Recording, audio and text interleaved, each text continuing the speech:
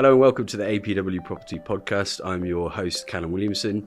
Today we're going to be speaking with Sion Bennett, who's a ex-professional rugby player from Wales originally, moved to Hong Kong about 5 or 6 years ago and started building his property portfolio. So he's everything we look for. He's an expat, he's a property investor, and we've got a good insights, what he found difficult, what he found easy, life as an expat, and how to go about building a property portfolio. If you don't want to listen to the podcast and you want to find out how to build a property portfolio straight away, then download a copy of our ebook, 10 Steps to 10K. I hope you enjoy. So on the podcast, we try and talk about, expat stuff and property stuff, which is why we thought it would be good to get you on, because you do both of those things. I mean, you work in property, but we're not really going to talk about that side of it today. We're going to talk more about your journey as an expat, I guess, and your journey in property as an expat. And then hopefully people listening can find a bit of value, replicate it, whatever it may be. So why don't you tell us a little bit about how you became an expat? My understanding is you were pro rugby player or semi-pro back in the UK, played a bit for Wales Sevens, and then moved to Hong Kong to play rugby, or sort of, why don't you tell us a bit about that? Sure. So, I was from the age of 16, was kind of a pro rugby player, I suppose, or full-time rugby player from 16. And then when I was 18, I had my first pro contract at the Scarlets in Wales, and then moved around to a few different clubs. I never went to university, which at the time my mum wasn't very happy with. Was at Northampton Saints for a while, and then was at Cardiff Blues for about 2.5 years. And then, also in between that, I had some stints with Wales Sevens. I think towards, as happens in rugby throughout your kind of career, but towards the end, there was a stage I was playing really well, and then had a surgery on my shoulder, and then I came back, and then I had surgery on my hip, and I was kind of struggling. I'd gone from playing every game or most games and getting man of the matches to struggling to get picked, to be pretty brutally honest. And so, my contract was up. I was then looking for contracts elsewhere. I had a few options. One was Utah. Was chatting to a coach there in I think it's called MLR, which that was taking a while to come through. The other was Russia, actually. So I'd got offered a contract. I was actually very close to going. It was a kind of like a Air Force town just on the outskirts of Moscow. And I'd gone to London for my visa, actually. I'd done the visa. You have to kind of like an interview. And then about a week later, I was in a WhatsApp group with my not property agent, my kind of rugby agent at the time, and then also the team manager and the coach of this team in Russia. And they were like, look, your visa's ready to go. Go and pick it up in London. And then, you can fly to Russia next week, basically. And at the same time, my brother lives in Hong Kong. He's been in Hong Kong about 18 years. He's played for Hong Kong, played for a team called Value in Hong Kong. Yeah. And so at the time, I don't know why I didn't, but I never really approached him. But I was just kind of like a few days before, I was just like, look, would the club be keen? Because it's a semi-professional there, I was still looking to kind of carry on my professional career, I suppose. So I was like, look, would they be keen, and what kind of money could they offer, and all these kind of things, and went through that process. They came back with a good offer. At the time, my ex-partner could also move with me, whereas Russia and America, she wouldn't be able to move, especially Russia. Hong Kong, I'd been the year before to visit him on holiday as well. So in the end, I was like last minute, I was about to go up to London to get my Russian visa. But last minute, I was like, right, let's do Hong Kong, basically. So the original plan was I was just going to play one season, which is about 9 months, play one season and then move back. I wanted to try and play in Europe, in Italy or Portugal, something like this, get a bit of sun coming from Wales. But to be honest, I moved to Hong Kong and I loved it. I love the place. I love the energy. I also loved that I'd been in a very intense kind of rugby environment since 16, and that was my whole life. And I didn't realize at the time, but looking back, I'd very much fell out of love with rugby, and I didn't enjoy playing it. I was moving to Hong Kong. I played it semi-professionally, Tuesday, Thursday night, play on a Saturday, and I actually loved my rugby again. I was loving it. I loved going to training, and I was really enjoying playing. So then in the January, so COVID started, I think it was end of January 2020. So what year was this? This was 2020 you moved over? 2020, yeah, exactly. So there was also some kind of protests and stuff going on in Hong Kong at the time as well. Yeah, it was pretty crazy. It was there, actually. It was, yeah, it was. It was very much like, as happens, the media, as I'm sure we'll talk about later, same with property, things always seem worse from the outside, right? But when you were there, it didn't, unless you kind of actively went to look for it, it didn't really impact you. And then, but even throughout all those things, I loved it, to be honest. And then, and then in January 2020, December 2019, January 2020, I kind of decided that I want to stick around. So then I decided to get a real job, I suppose. I was doing kind of little bits of coaching and things like that before that. And then that's how I ended up going into property, and haven't looked back. I'm 6 years in, or 5.5, 6 years in now. Cool. I've got loads of questions, actually. I didn't know all of that sort of the stuff. Is your brother still in Hong Kong? He's still there. So he's been there, I think it's his 18th or 19th year kind of anniversary this year, I think. So he loves it. I can't see him moving back. Yeah. What does he do? He works for Cathay, actually, which works out very nicely because it means I get friends and family discount on the flights and stuff. So whenever he's a little bit stressed out, I'm like, mate, look, it's a tough job market out there. You got to stay. Yeah, stick with it. Exactly. Yeah. So I can keep my discounted flights. Nice. I thought it was interesting you saying played for Cardiff. Just a bit of rugby chat for a minute. Played for Cardiff and Saints, two teams at very opposite ends of the spectrum at the moment. Cardiff Saints going into administration, and the Saints in the semis of the Heineken Cup or the European Cup, whatever it's called now, and playing some amazing rugby, so yeah.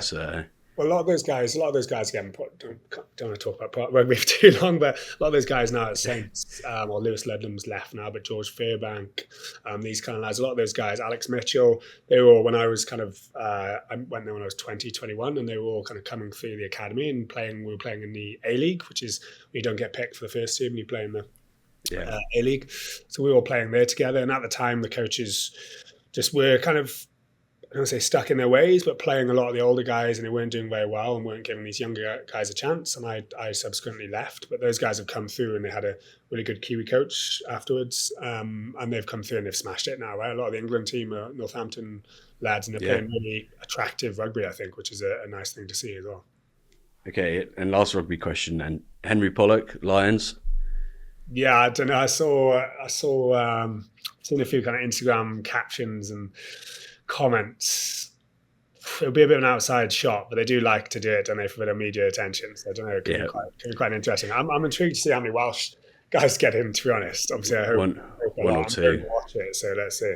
Okay, well, let's let's segue a bit into property, I guess. So obviously you started working in property. I know you've also got your business, Property Beyond Sport, which I think is sort of trying to work with professional athletes to build something sustainable after rugby, right? Because your career is short, concussion, injury, even if you play until the ripe old age of 35 or 40, as some people are doing, it's still short, right? You've still got 40 to 90 or 100 to live, and you need to sort of create an income. So why did you decide to get into property? Was it just a case of it was a good job, or is it something you've actively wanted to get into? You tell us, maybe a little bit about that. I mean, as happens with first jobs, you can't be too picky. But I did always have an interest in property. I think being in and around, I think being a British people are kind of born interested in property anyway, right? Very much bricks and mortar in that mindset. But being in and around, professional sport, it was always quite a big discussion. As you mentioned, you can make it's not that necessarily kind of life-changing, unbelievable money that people think, like football, for example, but you're making good money at a young age. And so there's always discussions around how do you make the most of that, get investing into property. And we always had, like workshops and things like that. And so at the time, one of my teammates was in real estate recruitment in Hong Kong. And so I was kind of like, look, can I get into a job in recruitment? And then it just so happened to be that my now colleague, but at the time there was a guy called John Treacy who was looking for kind of a junior who was just pretty raw, to be honest, but had the right skill set. Had a lot of the values that rugby gives you. Exactly. Hard work, teamwork. Exactly. Yeah, it is cliche, but he did say that. He did say that. He was like, to be honest, as soon as I saw obviously I had to go through interviews and stuff. But as soon as he saw that I played professional rugby, and he had to quiz me on, do I have a bit of a business mindset? But he was straight away, you can tell you have like that teamwork stuff, the hard work. I also think, mate, one of the biggest things I'm quite passionate about it is the ability to take feedback. And when you're in a professional environment, it's ruthless. You turn up on a Monday and you have your tackles, your missed tackles, made tackles, all on a screen. Everyone goes through it, and you get rinsed. They pull up clips on a board on the screen, and if you've done something wrong, they'll show it. And there's no hiding, right? You just have to take it, you just accept it, and then you move on. There's another game in the next few days, so you have to move on. And actually, I've realized being in a working environment, a lot of people don't take criticism that well. They really get their back up. So I actually think that's one of the biggest things. But anyway, so then I ended up just in a bit of a junior role in a very similar kind of company to what I am now. And a bit more, just handling the phones and doing that kind of stuff, and slowly built up over time. I also have a property myself in Cardiff. I was fortunate enough that at the time my parents were downsizing, and so they helped me out with the deposit, and so I managed to buy a place in Cardiff, and that now has done really well for me. Whereabouts is that? In Canton. Yeah, nice.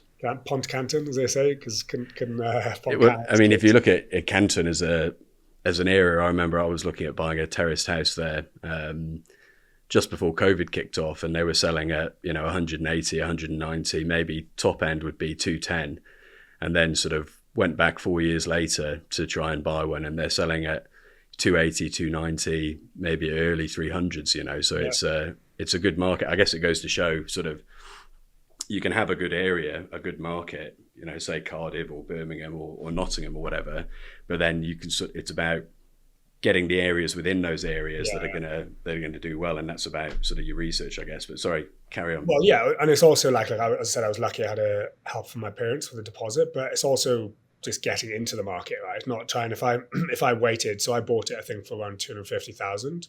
And it's now worth, I'd say 310, 320. So if I'd waited, that was 6 or 7 years ago. If I'd waited just to kind of see what happened, then, or you wait for interest rates to be a little bit lower, or you wait for stamp duty or whatever it is, then you are missing out on it. So that's why, so I work as a director at Centric Hong Kong, but I also have this kind of side business, which is basically effectively trying to help athletes invest into property and make the most of when they are making money. Because like you said, it's not indefinite, right? So trying to help them, whether that's mortgages, because mortgages aren't easy when you're an athlete, whether that's renting it out or whether that's helping them actually buy a place as well. But I think the sort of the waiting story is a good one. I remember we met with this guy in Singapore in, I think it was 2016, and actually we've met with him. I might have told you the story before, but hopefully people listening haven't heard it. And we met with him 2016, and then we've met with him basically every year up until we haven't met him this year yet, but I'm sure we will. And there's always a sort of reason why it's not the right time to buy, and they're all valid points, right? Fair enough. You had 2016, I think, was the Brexit referendum, and then 2017 was Trump was in power for the first time, and then 2020 or 2019 was we actually left the EU. 2020 was COVID.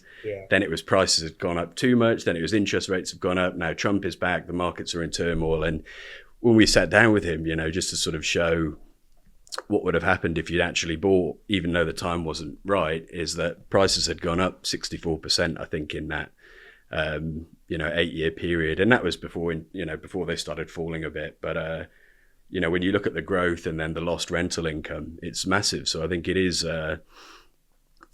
it's never the right time. It's never the wrong time. I think as long as you do your research and do it properly, then it's can be a good time to buy, right? So, and the athletes thing, I think that's interesting. Sam Warburton, have you ever read his book? So for anyone that doesn't know Sam Warburton, he's Wales and Lions legend, one of the best rugby players of all time. He talks about in his book, he talks about this a lot actually, and he might be someone good to have a chat with or try and do some content with, because he's a big property investor and he always has been. He buys stuff in the north of Cardiff, sort of Lisvane area. And he says in his book, the guys used to have a motto which was live fast, die young.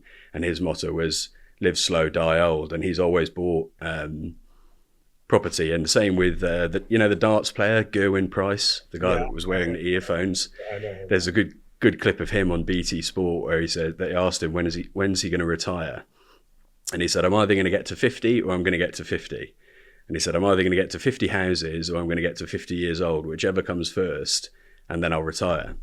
So I think it's a powerful tool. And, if you're switched on, same with Robbie Fowler was, owned half of Liverpool at one point, supposedly. So it is, it's a powerful tool, I think. And so is that why you got into it, for sort of planning for after rugby, or was it more a case of, as you say, you bought the house in Cardiff and then you got the job in property and then you started thinking about it more as those things have happened? How did you start properly thinking about it? In terms of how did I think about getting into buying? Why did I buy, you mean? Or? Yeah, getting into buying. I think, again, I kind of got to it was different because I was living in the UK, and I kind of got to a stage of like, why am I, I can do it. I can buy somewhere and I'm paying off someone else's mortgage. And I knew as well, my parents are very much kind of the background they'd come from a, not having much money. I think they were always kind of like, try and set yourself up for the future. They tried to make me be pretty level-headed because, I was 22, 23 and earning like good money for a 22-year-old. And so they were always like, this is not going to last forever.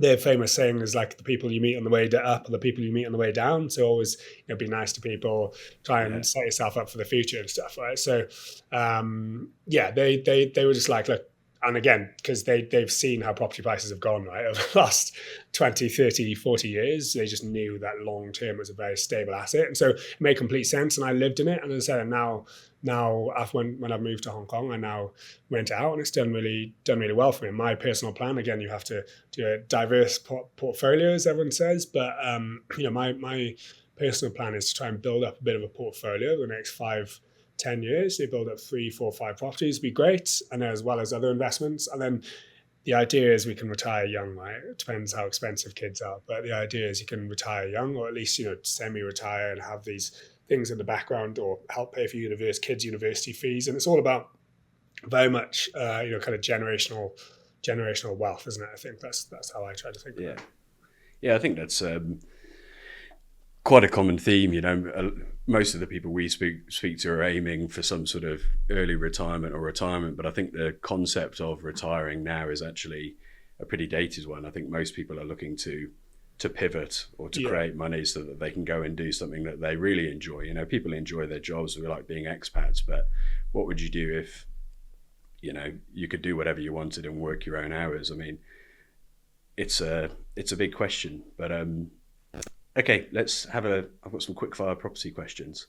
I'll ask you if that's okay. So big one to start. Why UK property versus other areas? Why UK property? Okay, starting strong. I think UK property has long been considered one of the most stable asset classes, right, in the world. Again, it's a very mature market. It's been around for a while in terms of people investing into it. That means it's very highly regulated as well, which comes with safety, more safety. And I also think that, and again, I'm always kind of careful when I talk about it, because I also think there's this massive chronic undersupply, right? I know you talk to your clients a lot about that undersupply of properties.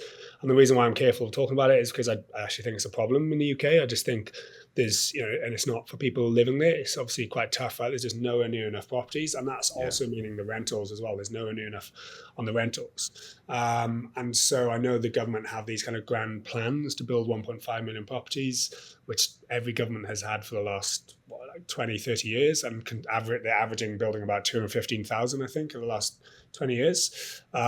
So they want to build 300,000 on average. They're not building it. There's a lot more elements to it. They can't just turn around and build it. They, do developers want to build? How long? At the moment, it takes 18 and 24 months to get planning permission. There's certain areas you can't build on. Local authorities have a lot of power in where they want to build and things like that, right? I read the other day, construction workers, they needed another 50,000 construction workers to keep, if they wanted to hit this 300,000 target. That's another thing, right? Supplies. Now we have all this kind of Trump mania with these tariffs. Supplies aren't going to get cheaper, are they? So supply is only going to get more expensive, supply chains, which again is going to keep pushing prices up. So as I said, I suppose if you're living in the UK, you could see it as tough. And I think for sure, as an investor, that's obviously a positive place to be. There needs to be more property. So you're obviously investing into properties, you're offering rental properties as well. But those things are all going to keep driving the price up. Now, of course, when you look back at the UK property, there's been drops, but every time there's been a drop, it's come back and it's smashed it again. So I think long-term UK property is very safe. Now, don't get me wrong. There's obviously, Dubai is quite a very popular area people are looking at the moment, right? We also do Phuket properties, as you know. We do some Aussie property. The Phuket property stuff, you could do really well with it. It's very exciting. You do really well, some really high yields. The price growth has been really strong. But I always say to people, look, there is a bit more risk associated with that. With that risk comes high potential, but also a bit more risk, right? So it's high risk, high reward. Whereas the UK, if you want something just safe, stable, long term, it's going to do well for you.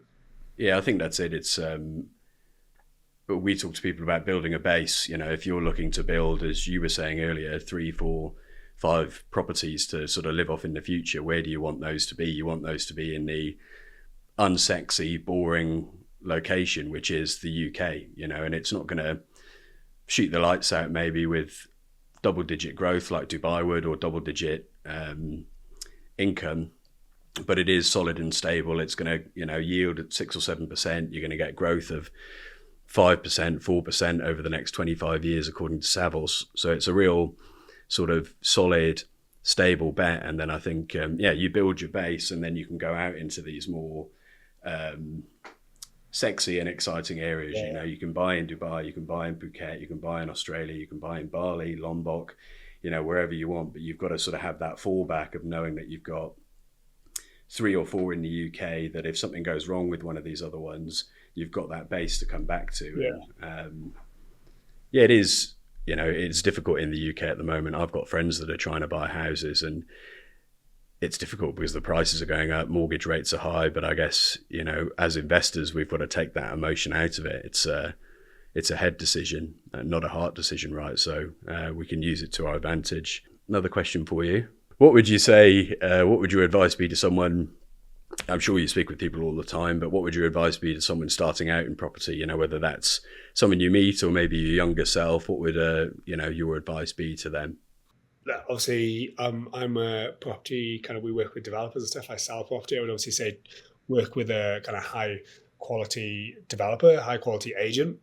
But also, I really think, do your own research. Do your own research on the developer, on the property agent, on the location, for example. But at the same time, and of course, you need to feel comfortable with it, but you're never going to be 100%, I think. Like we spoke about earlier, right? It's about just getting into the market. You're never going to feel 100%. You just need to feel comfortable that, it's worth giving it a punt and just getting into the market. I think the first property is, well, they say the second property is the hardest, like with stamp duty and stuff, but that first property is difficult, and then the second property is also difficult because the stamp duty is higher. After that, it's very much self-perpetuating, isn't it? So, you're never going to feel quite confident with that. Well, not quite confident. Never going to feel quite 100% with that first property. But as long as you're 90% plus sure, get into it. I'm sure you'll have a really good experience. Touch wood, most of the time, it's a very good experience, very hands-off. Rents out very easy, and then you're confident to go again, right? And you build that. 100%. That is, I think, one of the hardest things is the fact that everything is so alien. If you've never bought a property before, you don't work in property like we do, and we're fortunate, we see it every day. But if you've never done it before, it can be so daunting. The mortgage, I've got to do this. What's a decision in principle? What's a conveyancing team? It just means a legal team, basically. What's a yield? What's rent? What's a good place to buy? How do I pick it? Is it a flat? Is it a house? Is it student? Is it, it's difficult because there's so many variables and things you need to understand within it. But I fully agree. Once you've done it once and you understand, okay, this happens, then this happens, then this happens. If I get knocked back here, I can try this angle. It becomes so much easier. We had an intern with us the other day, actually, and we were in Singapore doing some work, and we're just kind of going through stuff. And I said to him, his dad was quite big into property, but I said to him, like, mate, honestly, the amount of times that I'll be in a meeting with a client and I'm like just going through it. I'm in the zone, I'm talking it through, and to us, these big terms, like you said, conveyancing stuff, they're normal, right? But I'll be talking about like rental yield and stuff, and I'll get to the end, and I'm like, do you know what rental yield actually is? And to us, obviously, that's a very simple thing. But actually, a lot of people are like, oh, sorry, I don't actually know. But a lot of the time, clients won't say because they feel maybe a bit embarrassed or something. Yeah. But again, there are these, and it's the same in the finance industry, right? You hear, I don't know, like negative gearing or like funds and things like that. A lot when you're in your 20s and things like this, all these things sound really complicated, and they probably make it complicated just so they're still in a job. But in reality, they're quite simple things. But you need someone to kind of hold your hand through it. I think, especially when you're an expat, you're overseas. You don't have. You're not on the ground. I think working. You don't have your own support network. Exactly. Yeah, and you don't have someone. So you want to work closely with someone who's an expert in that, and they can help you throughout the process. But we take it for granted that we really understand like rental yields or things like that. But actually, a lot of people don't. Yeah, but sure. But why is it important as well? Why is a yield important? Yeah. I mean, personally, I don't think it is that important. People get caught up on, I want a 10, 12% yield, highest yield possible. But, I think it's about balance. For me, my strategy and my goals, as long as it's cash flow positive, I don't really care what the yield is. So it's looking at all these things, but then looking at through the lens of what your goals are and what you're trying to achieve. And I think, they're working with someone that knows what they're doing. It goes back to what you said at the start. You're in a WhatsApp group with your rugby agent, so from an early age, you've worked with people that know more about stuff or fields than you do. And I think that's important here as well. Or if you don't want to work with someone, go and do some research and make sure you're getting the research from proper valid sources. So what was something then that you struggled with talking about buying a first buy? Is there something you struggled with when you first bought maybe the one in Cardiff when you weren't working in property? I think I was probably, again, I was quite lucky because I had I was in Cardiff, my parents were in Cardiff at that time, so I had their support, and they'd obviously bought homes before, I suppose. What I would say is when you're overseas, and we touched on it just now, when you're overseas, again, you don't really have that. And in many senses, to be honest, it's a positive thing. Like I invested into Cardiff because I was living there, okay? But a lot of people, we talk to a lot of clients and they say, I want to buy near my parents and things like that. Okay, you get that all the time. And that's just because that's where they know. But the benefit is when you're overseas, you can actually look at the market as a whole of market. Now, I'm going through the process of buying somewhere off plan in Manchester. When I was living in Wales, I never would have bought somewhere in Manchester. I never even would have thought of it. But now I'm overseas, I can look at a bit more of a kind of macro. I can look at the UK as a whole. And you don't want, realistically, you don't want your parents looking after. Right? My parents are retired or about to retire, and they're looking after the tenant and things like that.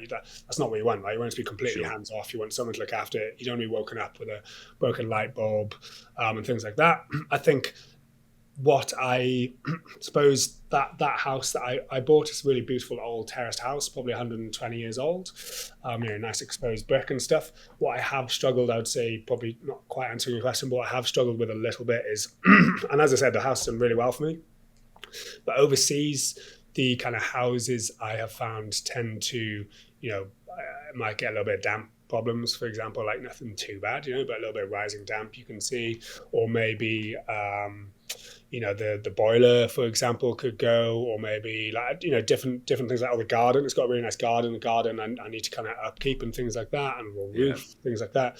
Whereas we tend to, and I always say to people, like, I'm not saying houses are a bad thing. I think houses do really well. I've done really well for mine. If I was in the UK, I like the idea of buying houses, doing them up, and doing that kind of stuff. But when you're overseas, and that's why we do sometimes do second-hand properties, but most of the time we do brand new builds. They tend to be in city centres and prime locations where young people want to live and rent.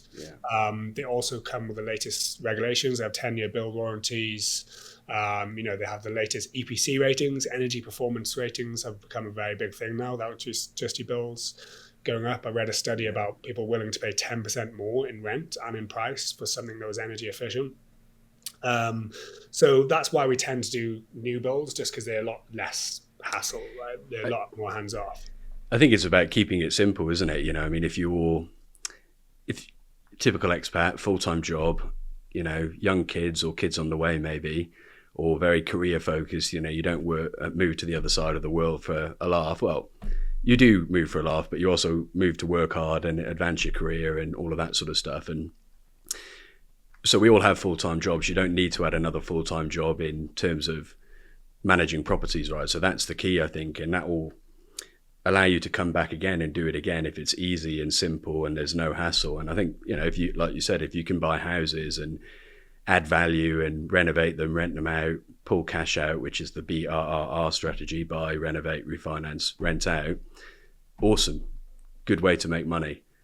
But it's a full-time job, you know, and I don't think that for an expat is the best way to go. I'm on the same wavelength or boat as you, is that, the stuff I look at is usually brand new for all of those reasons, 10-year warranty, all of the white goods, all of the stuff in there's under warranty. It's low hassle. A place I bought 4 years ago, the only issue I've had with it is, and I'm working with a management agent, and they know I'm an expat, but they still called me in the middle of the night to say that a screw had come out of the thing that holds the toilet paper, the thing that you put toilet paper, and it had fallen down, and the tenant was asking if we could call someone out to put a new screw in it. And it was, screw would be what, 10p? I'm not sure. That's the Gen Z, mate, as well. I think we'd probably, our parents would not be happy with that.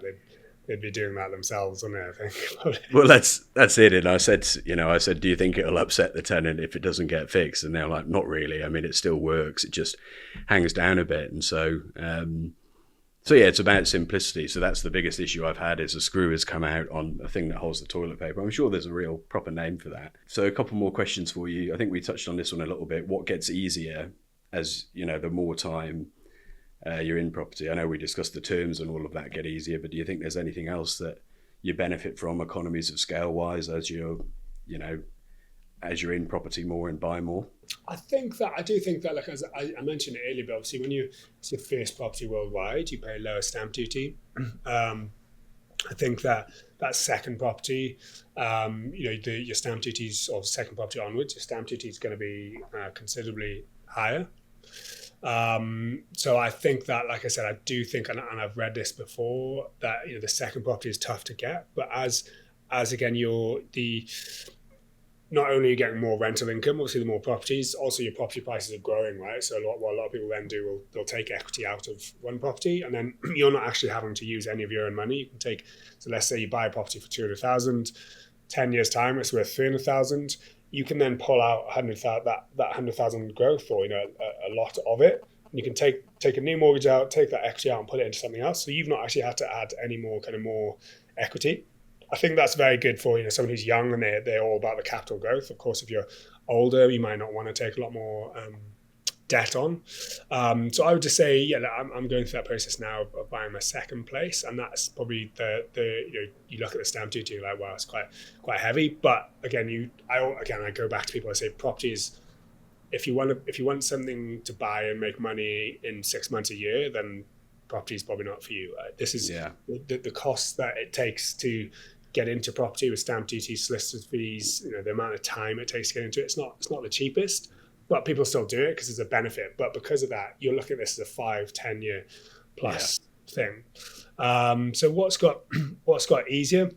I think, of course, now like you said earlier, I understand, I suppose, but I'm lucky I work in it. I understand the terminology. I now understand maybe what I'm looking at, what we look as a company and I look at personally. Like you said, rental yield is more important now with interest rates higher, but I don't think, like you said, it's not the be all and end all. I think that you can go to some smaller towns where you might get an 8, 9, 10% yield. But what's your, what infrastructure investment is going on there? What government kind of fiscal policy? What's the quality of the tenant like? Yeah, exactly.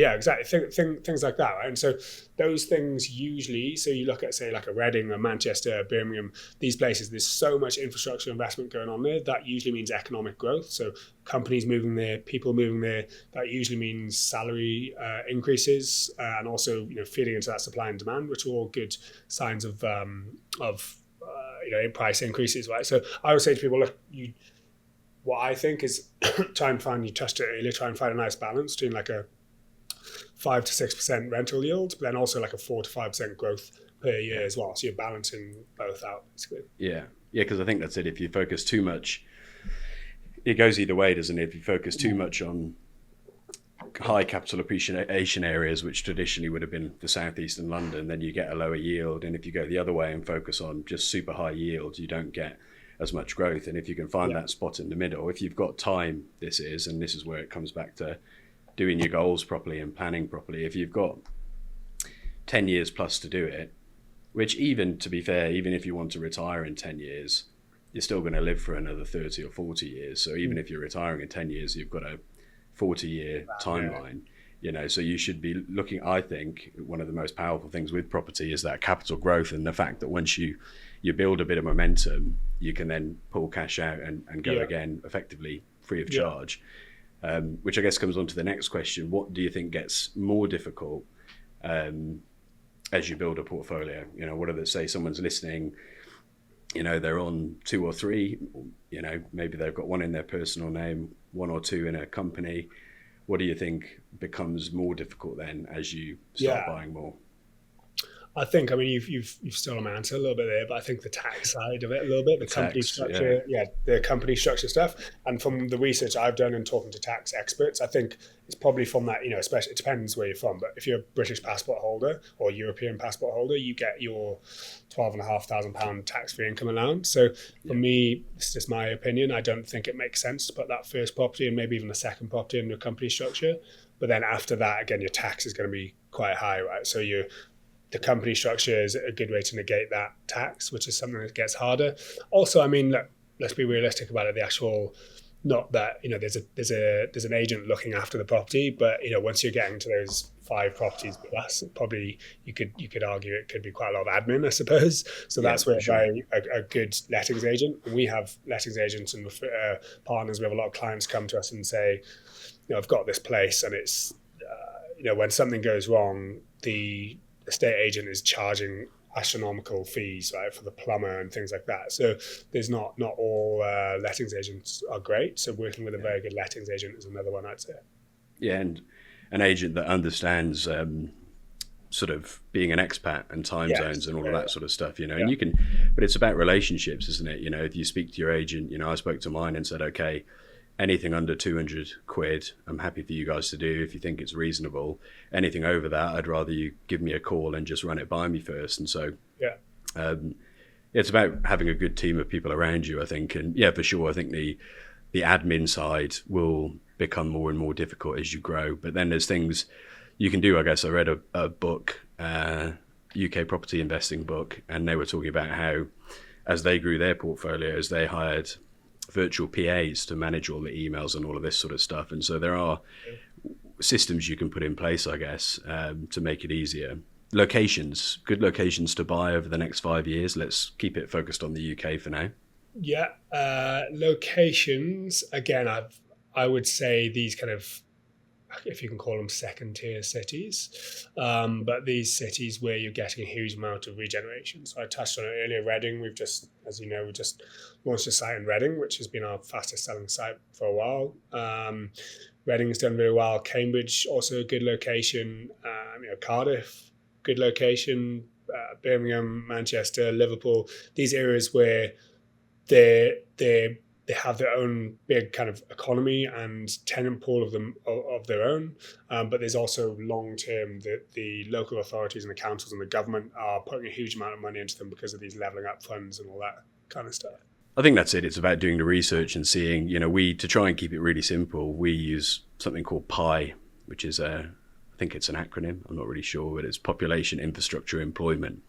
Has somewhere got a large population, i.e. a tenant pool that would want to rent your property, is there infrastructure to get them to and from the E, which is the employment, and then is there enough employment to meet the demand from the population, and then trams, buses, trains, all of that stuff to get them to and from. So I think if you use that as a really simple top level framework, you can look at somewhere and say, okay, small coastal town that's good for a couple of weeks of summer every year on Airbnbs maybe doesn't have the pie versus any of those places you mentioned, and I would add Sheffield, Nottingham, Derby, all of these sorts of places where they've got these regeneration plans, big employers, population, all of that sort of stuff. Coming towards the end now, final question, or maybe not the final, but an important one. Have you read our book? I have not. I have not. Come on. I did actually, as you'll know, we did actually do a golf day in Phuket.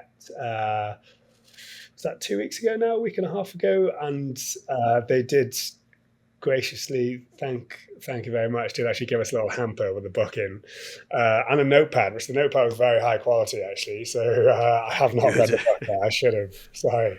It's all right, but it's just, I mean, it's basically, you know, what we've been talking about. It's all of that stuff sort of distilled into 10 steps. In reality, it's about 20 steps, but, you know, we've sort of put sub steps and stuff to make it 10 steps because it's catchy. But, you know, it's basically what we've done as expats to buy property. And it's a lot of the stuff you've talked about, you know, goal setting, having a good team, people around you can rely on.